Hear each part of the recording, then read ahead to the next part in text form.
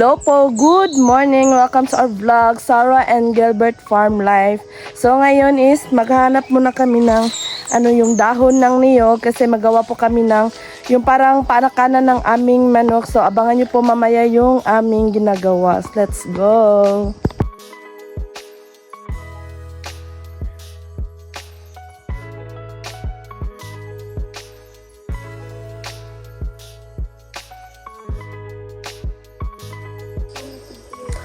So ayan, si Gilbert.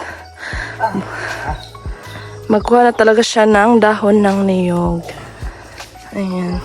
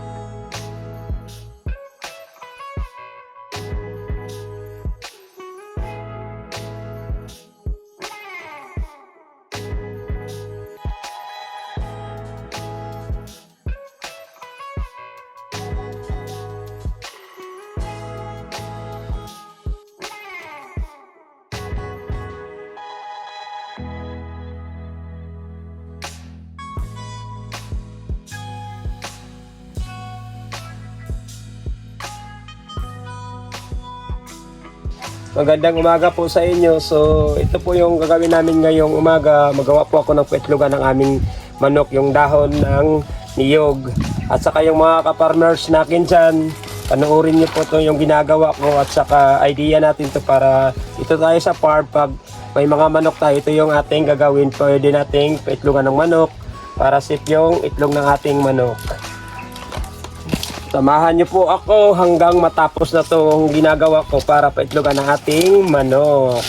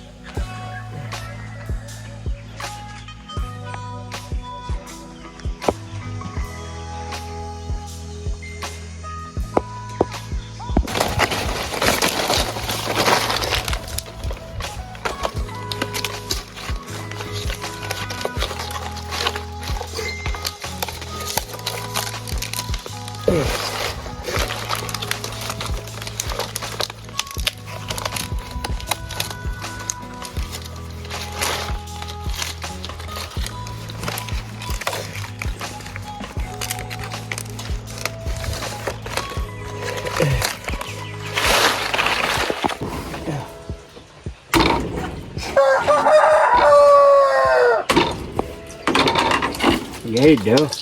Kaway unog.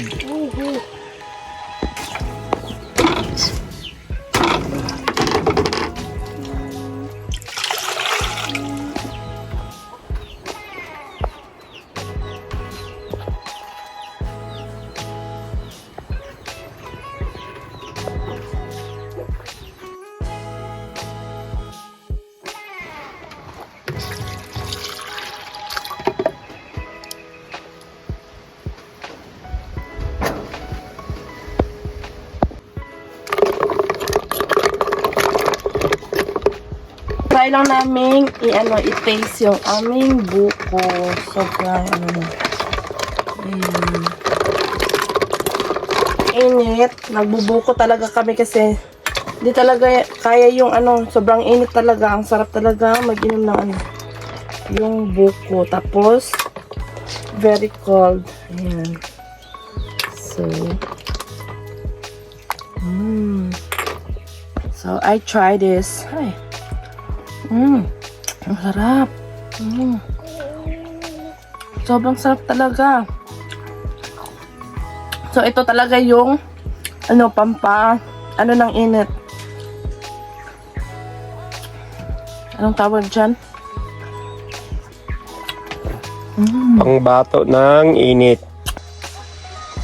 Ito po yung pangtali namin sa aming itlogan ng manok kasi wala kaming taybak. Ito yung gagamitin mo pag dito ka sa bundok. Pag wala kang pangtali, ito yung pangtali namin dito. Iwan ko anong tawag to sa Tagalog na kanto. Sa amin ay bitanag. Ito po yung ginagamit ng lolo ko dati. Kaya natutunan ko to sa kanya. Pag wala kang pangtali, ito yung ginagamit namin. Matigas to pangtali. Parang taybak din.